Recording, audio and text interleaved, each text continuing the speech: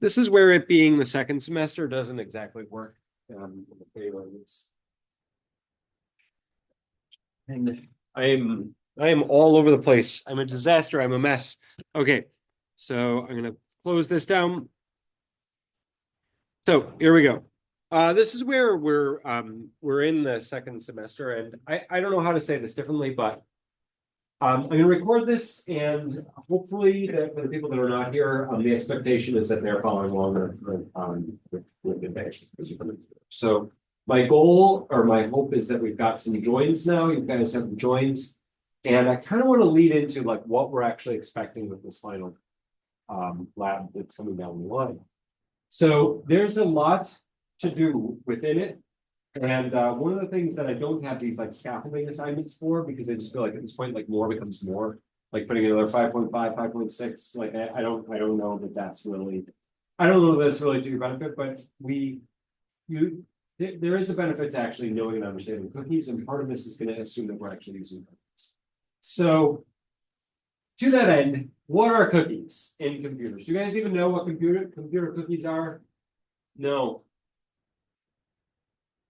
It's kind of a shame. Yes, what are you going to say? No? It's kind of a shame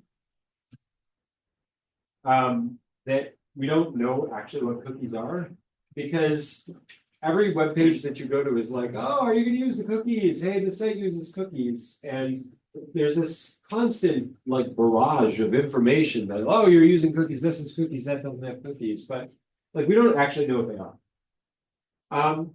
So the simple reality is that a cookie is kind of like those of us who did Android, it's kind of like a shared preferences for that individual page.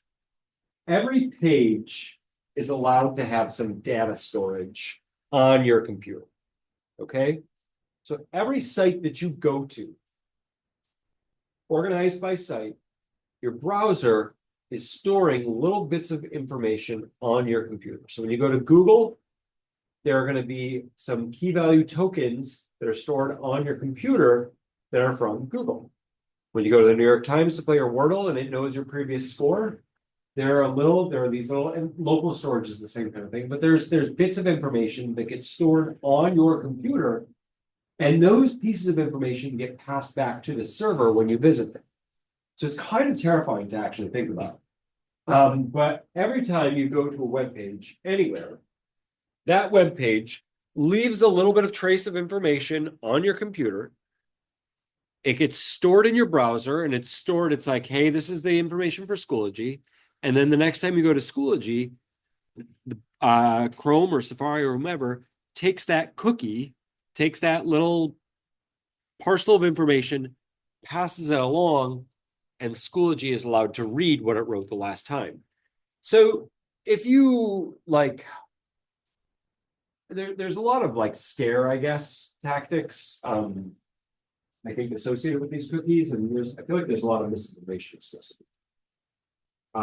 But the sort of simple reality is that the internet doesn't work unless pages have cookies, right? Like the browser is inherently stateless.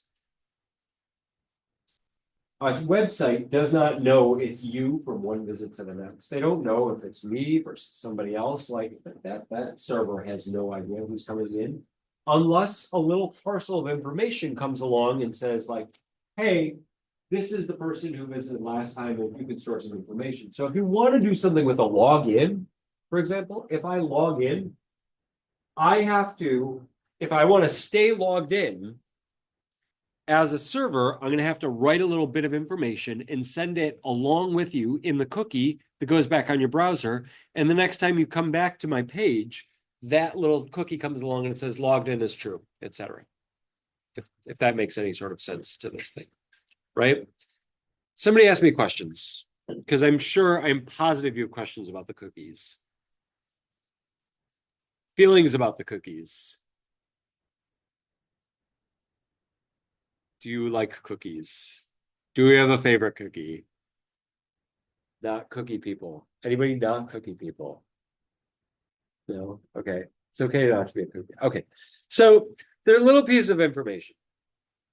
And as you might imagine, if you delete a cookie, what do you think? Yeah, Jax. So there kind of isn't really a maximum amount of data that you can store, right? There may be, but I'm not immediately aware of this.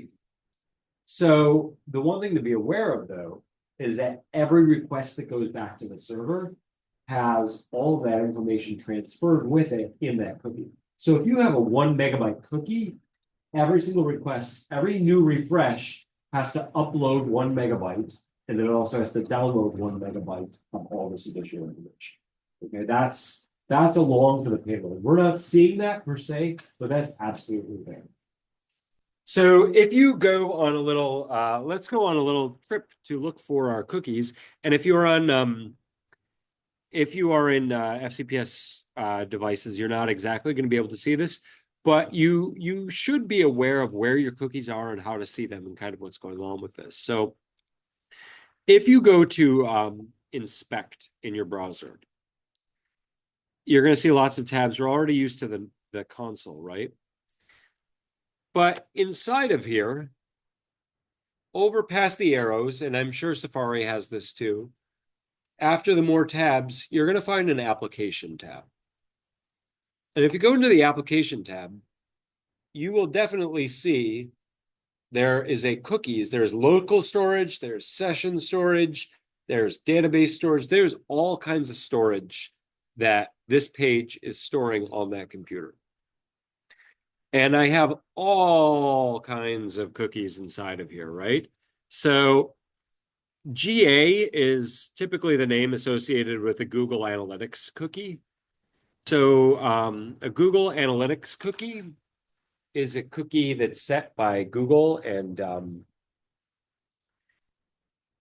it tracks your information on Google, right? So these, I guess if you've ever wondered, when you look up one thing on one site and how it knows, like Amazon knows that you like searched for, I don't know, like dog food or whatever. And then on some other site, it's like, oh, you might be interested in dog food or something like that. There are these cross-site cookies that exist. And the idea is that people can buy into, these are the third-party cookies what people kind of get nervous about, that we're getting tracked. Like cookies aren't inherently bad. You need cookies to manage the state. The problem with cookies begins when you have this sort of, when you have cookies, the same cookie showing up on lots of different sites, and every site passes its own little information along to that cookie about, hey, you were visiting this site on this particular day, and you were visiting this site on this particular day, and you were visiting this site on this particular day. And it effectively basically begins to build up a profile of you on the internet, of where you visited, what you did, who you saw. That cookie is just moving along right along with you. Now, the GA over here is a little bit different. This doesn't inherently get me nervous because you log in with these fcpsschools.net accounts, and that's a Google account. So it's like a Google-based cookie that's sort of keeping track of us as we're within Schoology. So it is a Google account. So that's just something to be aware of.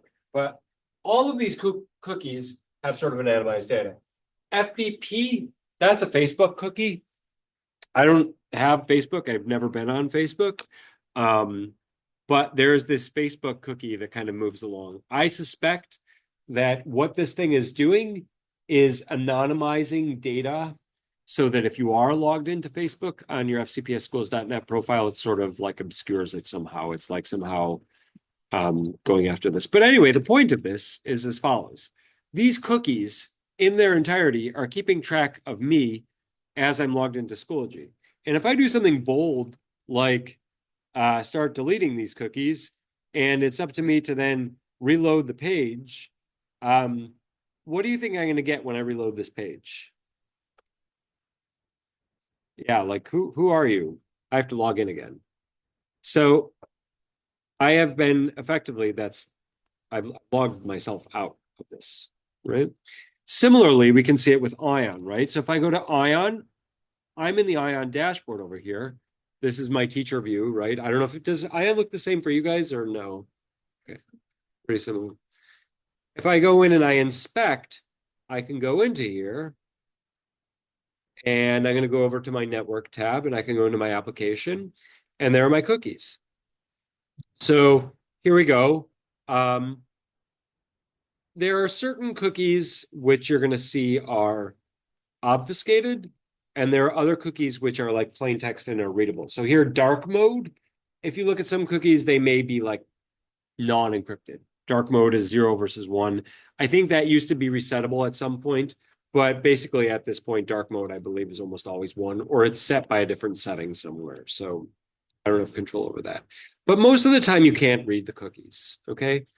And the reason that you can't infer the cookies is because sort of exactly as we just saw over here, like that's keeping track of information about me.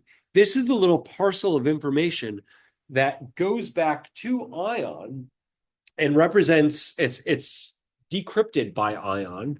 And Ion says, oh, okay, user pcCOSEC, here's pcCOSEC's page. These are the things that I can see. And I would argue that if you made these cookie names and put in these cookie values that you see here on your own computer, you would have access to my account within them, right? Because this is the token of information that gets forwarded along.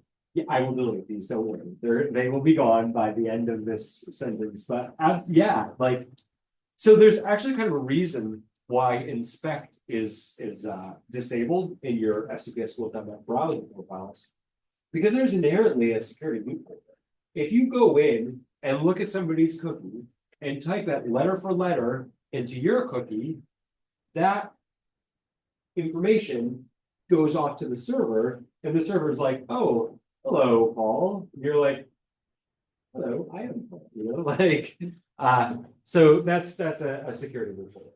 Right? In theory, people really aren't going around and exposing and looking at these cookies over here. But again, in the same sort of story, as I delete these cookies, and go through and refresh this page, I'm no longer, I would need to log in again. And now I log in and I get a new set of cookies that are associated with it. Yes, Jax. So I could edit these cookies, right? So absolutely. I can go into here and I can make some nice new Ion Auth ID cookie like that, right? So as I edited that cookie, what do you think is going to happen when I refresh my page now that I've changed that cookie? Oh, wow. Maybe it's not that one. What is this guy? He is Ion. What's his name? Ion Authenticated. Session ID. Let's see what session ID does. Oh, hello. Yeah, session ID. So when that session ID is done, that's definitely offline. So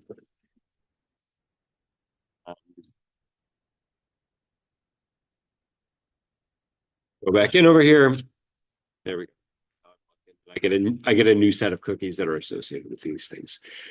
So little parcels of information that get passed along. Now, as you look at these things over here, you're going to see that this is basically a string of data. So I don't know if you can really entirely see this or not, but so it's a wee string of data over here for us. And this thing probably, when decrypted in Ion, is going to be like a little dictionary, basically, right? Like it's going to be a dictionary of some key value pairs. It's going to decrypt out, and the Ion is going to look at this, and it's going to look up that decrypted key inside of a table, and it's going to say, okay, hey, this is pcCOSEC or whatever like that. So we can reload this thing, refresh, reload, and it's definitely done. So the question is, and hopefully I kind of made it clear over here too, that when you go to like Amazon or whatever like that, so here's my scpsschools.net Amazon, for me to be logged into this thing, I needed to have cookies, right? I needed to have cookies that are present. And what we do with these things and what Amazon and other people do is they have these third-party cookies, add ID, add privacy, admin, AWS. So a lot of these cookies, what people will do is that, when you're running your own website, in order to make money, because websites cost money to have your server, you say, oh, okay, well, I'm going to sign up for Amazon ad service, right? And so that cookie gets to piggyback onto my site. And as you navigate through my site and clicking on links and stuff like that, then that cookie is getting updated by Amazon. And Amazon is saying, like, okay, this individual is doing A, B, and C, and D, and stuff like that. And you're giving effectively advertising information to Amazon. And those are the bad cookies that you guys don't really see. And by our own admission, we don't really even understand what's going on with these cookies. And so often, the complaint is like, well, it's GitHub. Why is GitHub blocked? It's just this one website. Why is that website blocked or whatever? And the reality, the answer is these sites are often blocked because they have some sort of cookie that the developer has signed onto that FCPS does not want to do business. They don't want your information getting tracked because there's a known data wholesaler or bad actor, in their opinion, that's like operating on that data. Okay, so there is kind of a method to this madness. And there is a lot of data that gets stored in there and stuff that you didn't even necessarily know about. So with that in mind, the question becomes, let's make some cookies, right? Let's do this. Let's start baking cookies. Like, let's start tracking people. Let's start keeping track of their information. And the simple answer is that it's actually not so bad to do this in Flask. It's kind of not hard to do this. Okay. What we're going to do is we begin by putting some encryption key in your Flask app. This is going to be the first necessary step to putting in a cookie or a session cookie. A session cookie is going to be something that's user specific, right? So it has the same name no matter who comes to my site, kind of like these Ion cookies. You guys all have the same name for that cookie. You just have different values. So Ion is going to read a name of a particular, or read a cookie of a particular name. It's going to extract the value, and that value defines which user is actually inside of it. Similarly, in order to keep this information safe, we need to encrypt it. And there's a secondary reason why we want to keep you, the logged in user, from being able to meaningfully change this. Why does Ion not just have like pckosak logged in true for the cookie? Why would Ion want to keep that encrypted? What's the motivation for that? Yeah. Couldn't anyone just write out pckosak logged in true? Like, exactly. Yes. So the reason your cookie is encrypted is the websites don't want you mucking around with it so that you can meaningfully change this to make yourself behave as a different agent within their system, right? So we have to kind of think from both sides of this from a security perspective. So this is going to be my encryption key. It's not the best encryption key. It's a pretty decryptable encryption key, but it's something that I've chosen over here. And the cookie on the server is going to be known as session. So all I have to do for this is like actually not bad at all. I don't need time in this anymore. But I am just going to have this cookie named session, or sorry, this import named session. And inside of any one of these routes, I'm going to grab this thing named session. I have access to this dictionary named session, excuse me. And so what session is session is the parsed read version of that cookie. Okay? You don't see this happen. You do not see it happen. And like, why is this thing named session? Oh my God, I don't know. Because that's what it's called. And we don't see this actually happen. But what Flask does, when you get routed into here, when you get routed into this route, before anything else happens, that cookie was parsed. It was decrypted according to the decryption key that you had defined up above. And as it gets decrypted, it's converted into a dictionary that you can use within this route. And that dictionary has the number, has whatever sort of keys and values that you're going to put inside of there. So as I add more keys and values to this dictionary is going to get bigger and bigger, and the cookie as stored within the browser is going to get bigger and bigger. Like it's a decrypted pickled dictionary that we're sending back and forth and back and forth. On the user side, it's going to be called session. On my side over here, it's going to be called session as well. Great.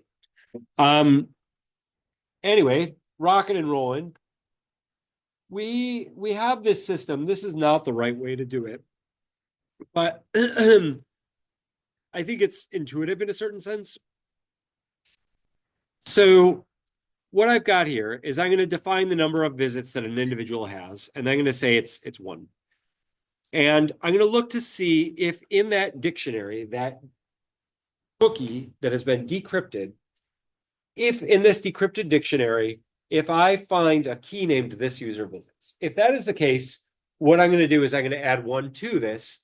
If not, I'm just going to use the value of 1 because this is their first visit over here. So this should look kind of familiar before to you. This is checking to see if a key is in a dictionary. This dictionary is our cookie. And the value of this dictionary is going to be different for every single user that comes to the site because it's getting modified. It has the same name in their browser. It just retains a different string key, just like your username retains a different string key from person to person over here. So I'm going to grab this user's visits. I'm going to reassign that value. I set my cookie back, and then I'm going to pass it off to a template. So what does this look like? Here we go. I'm going to CLS. I'm going to go to app.py. I want to do that. Say Python, app.py over here, fire up my server, and here we go. I'm going to say 127.0.0.1, and I'm visitor number 1, right? This is delightful. 1, 2, 3, 4, 5, 6, 7, 8, 9, 10. So I'm keeping track of the number of visits that are inside of this thing.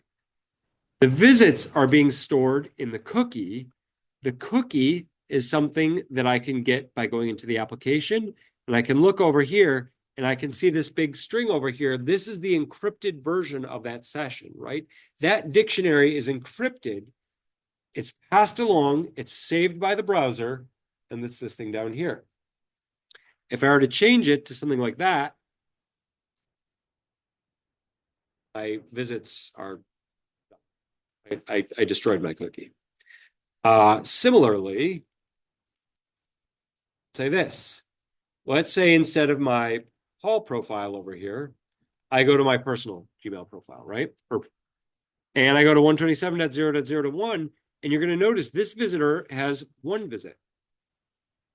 But this page over here, 17 visits. Why is it that my fcpsschools.net profile has 21, but my personal Gmail has only 13? What is going on there? Where is this information being stored? Being stored in the cookie. And because it's in the cookie, this isn't some global variable on the site, right? This is not some global variable. This is a variable that's bound to that string that's saved inside of here. And I would argue that if I took this value right here, I take my cookie over here, and I go into my other profile, and let's go over into this application tab, and let's zoom in. I'm going to paste the cookie from the other browser. Oh my God. Yeah. So what did I do? Why did that work? Tell me what I did. Stores the value that was on the other side. So Ye- you copied it. It's a valid cookie. It's a valid cookie. I copied it over. It was a decryptable cookie. That decryptable valid cookie just got passed around. So notice that this is just some hash of that dictionary over here, right? So when I go back to this other page, it's still at 22 because that's the instantaneous state of that pickled dictionary. It's not some global reference to something or other. It's just an instantaneous pickled dictionary that's down over here.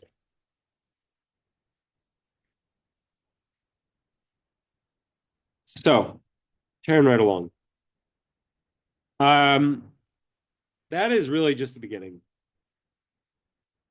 What you could also do to get visits out of this is use the get method. And this would be functionally equivalent. Are you familiar with get in dictionaries? Dictionary.get in Python. Have you done that before? Do you know what? Somebody tell me. No.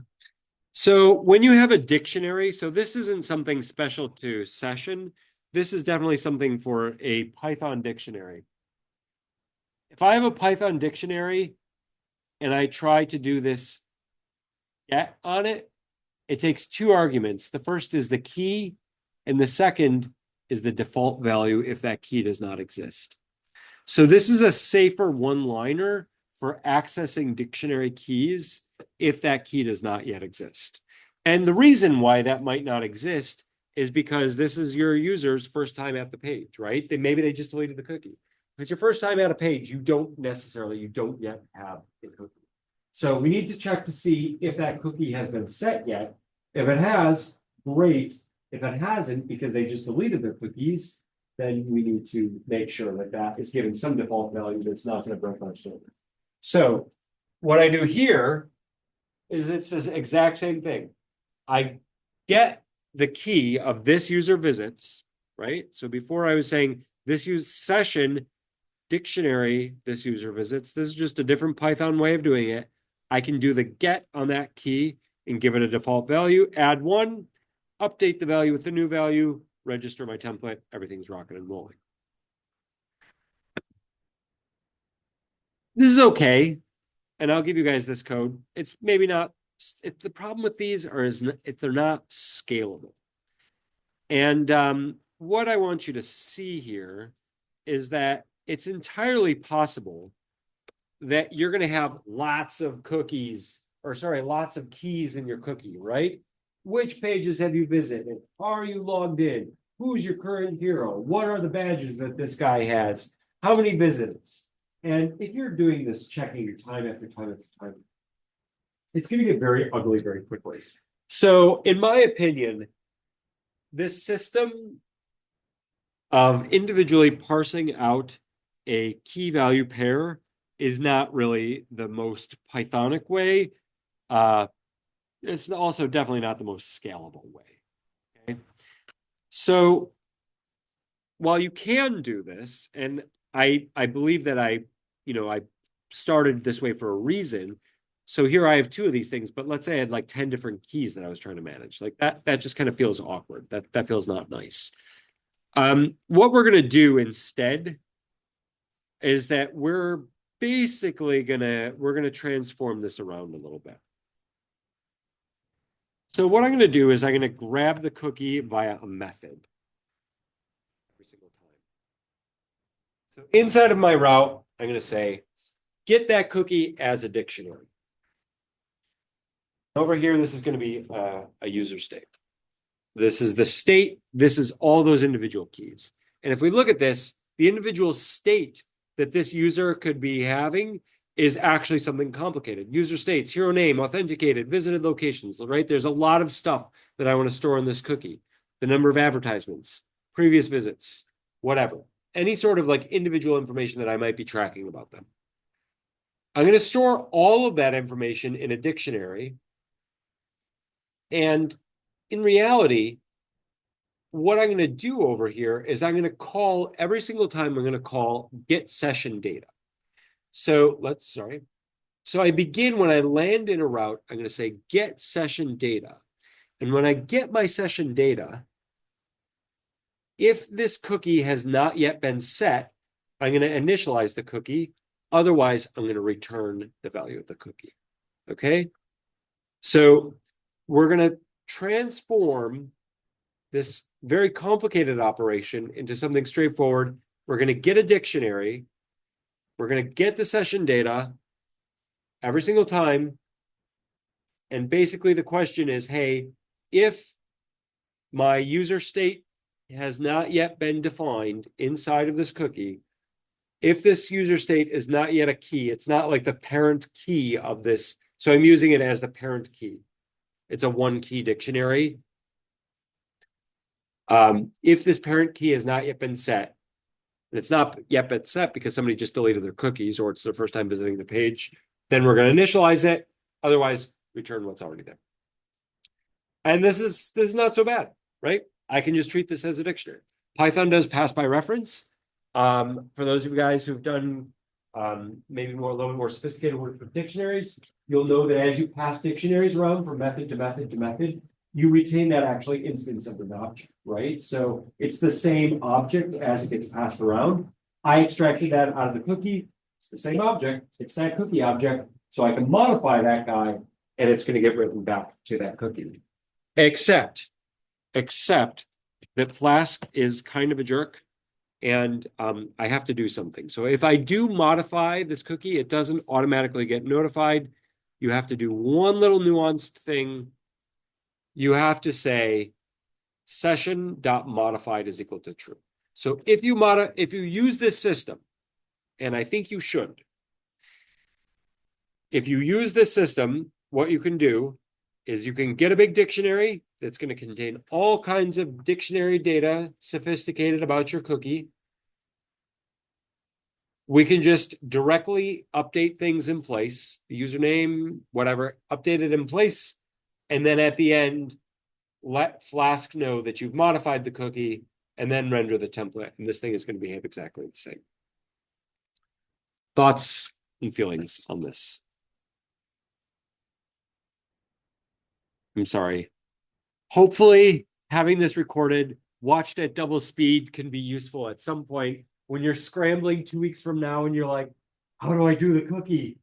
This is it. This is the answer. Okay, it was this video. Okay. For the benefit, I know like half you guys are out and it's not actually going to be here. Let's talk now about this hero and their journey. And I feel like that's the last sort of bit for this, right? So we've got this cookie. We're starting to get the database inside of here. Okay, rocking and rolling. I'm going to start by saying I've got my table of heroes over here. You can, by this point, hopefully you're aware that you can put lots of the SQL statements into the same file. You do not have to break these up into multiple files. You can put them all in. You can put like all 6 tables, all 12. Excuse me.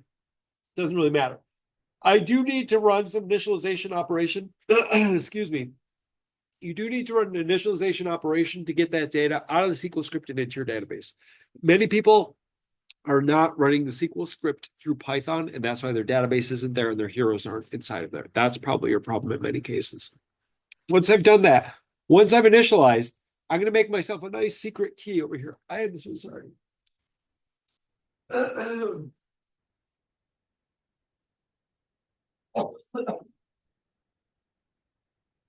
I don't know if that worked. Maybe worked. Now we're going to start leaning on this stuff that we just did. I've got my big cookie over here. I've got my get session data. This is the workflow I'm suggesting, right?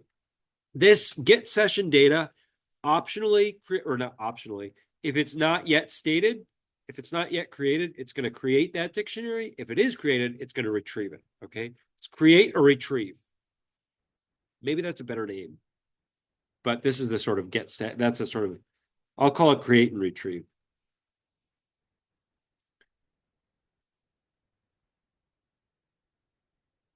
I'm like, for as old as I am, I don't know how to spell the I's and E's, and they both look wrong. Is that right? I have no idea. I can't do it. Okay, here we go. I've got Archibald. I'm making 2 routes, and I'm going to take us to this, and we're going to go experience this. The Archibald experience. Here we go. I've got 127,001. I'm reloading my page. The journey begins. Thank you for visiting. Okay. What I want to do is I want to get my hero's name into this journey. And I have my create or retrieve over here. Let's put this over here. So if I go to my Archibald route, I'm going to get my cookie with this create or retrieve. That's going to be my user state. I can set the hero's name to Archibald. That's now the user state. That's now set in that cookie. I notify session that it has been modified, and I'm going to render a template, index.html. So here we go. If I go back and I go to Archibald, thank you for visiting Archibald, right? That value has been pulled out. It's been put into the cookie. And if I go back to my homepage now, Archibald is in the cookie. Archibald has made it in the cookie, and I can go to any number of pages, and we're going to know that in this sort of big dictionary that's moving around over here, that hero name has been set to Archibald.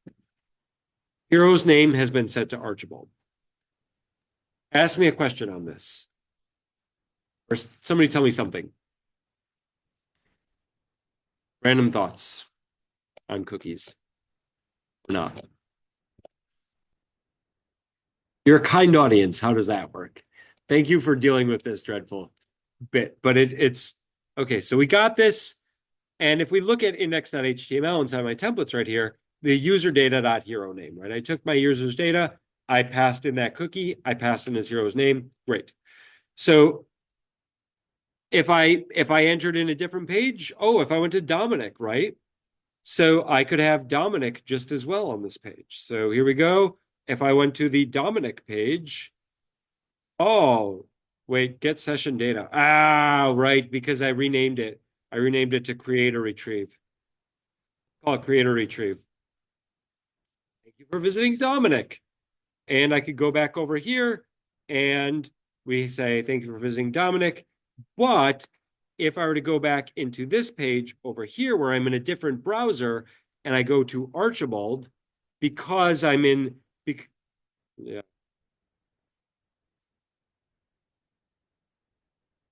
This cookie over here is that encrypted dictionary, right? It's the pickled encrypted dictionary. I would argue that if I took this cookie and put it in my other browser, all of a sudden I change from Dominic to Archibald. Yes or no? I've got a nod. I've got some nods. Okay. Great.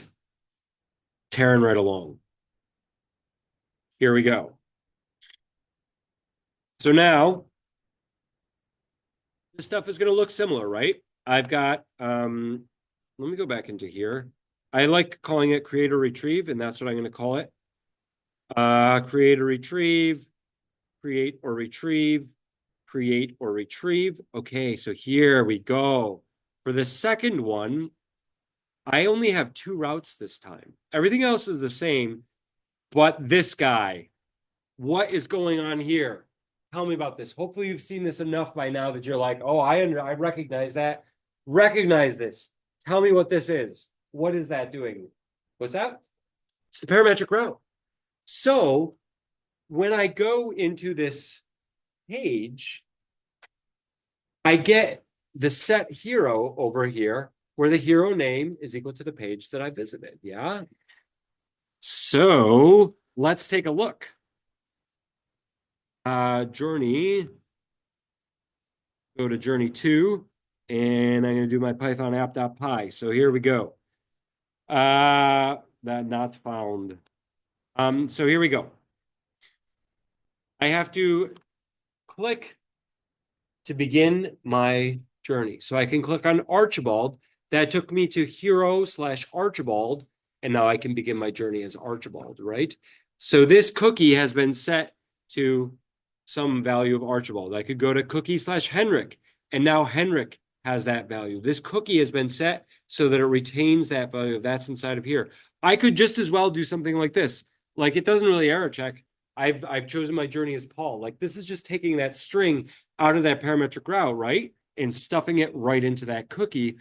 And now I can click on something like begin my journey over here. So it's my hope maybe that you're going to have some page that allows us to begin like navigating, right?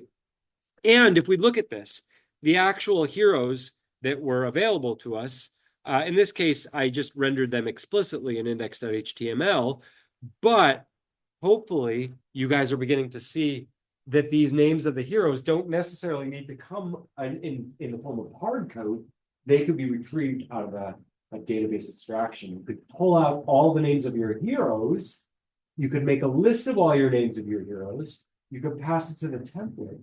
And then we choose who this is. So choose your favorite Pokemon. Great. I'm now Bulbasaur. I'm going to navigate this world as Bulbasaur.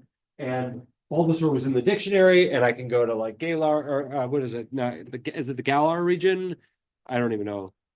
I don't know. Galar? I have no idea what the regions are.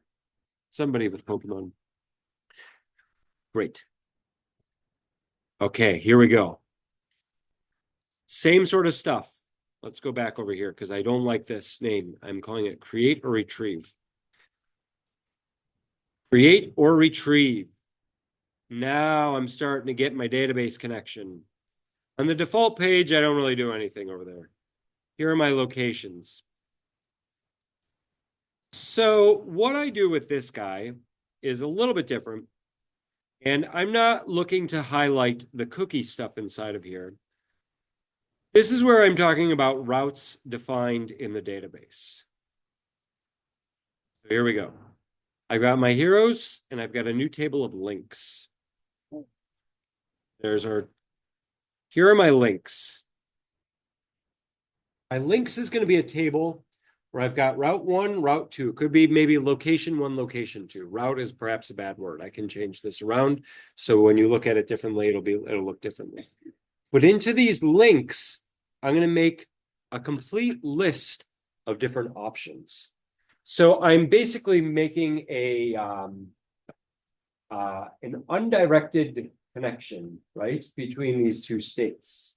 So between these two nodes, between the palace node and the garden node, I'm saying that there is a link there. Between the palace and the market, between the palace and the road, the garden and the palace, the market and the palace, sure, whatever. All of these guys, the market and the blacksmith. It looks like directed links to me, honestly. I put them all in. I made this last quarter, so I kind of don't exactly remember what I was thinking. I made the other stuff this morning, so fresh in my head. But let's take a look at this. So now let's go to the third journey and take a look at what we're seeing here. So this is not so much something that deals with the cookies, but I've got the Archibald. Thank you for selecting Archibald. So we know Archibald has been chosen, right? Let's, out of kindness to Isidore, we're going to choose Isidore right now. We begin our journey as Isidore, and we are in a location. So the key thing to see here, and this is kind of one of the things that I want to have encapsulated in this journey, is that whenever we land at a location, whenever I landed at a places of location, I'm going to go into my database. I'm going to execute a query where I selected available route 2s from links, where the route 1 was the present location. So I'm going to choose all available destinations from my current location. This was defined by this thing over here, right? So when I was at the palace could go to the garden, the palace could go to the market, the palace could go to the road. I selected where this was equal to the palace, and that gave me all these options. So in one single route over here, let's go back. I didn't want to express it that way. In one route defined on the server, all of my locations are present.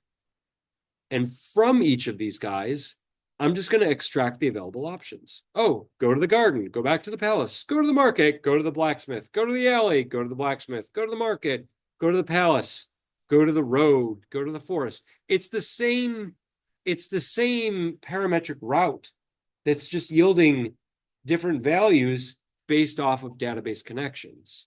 So I can effectively navigate the nodes of my world by retrieving their connected edges from the forest by connecting.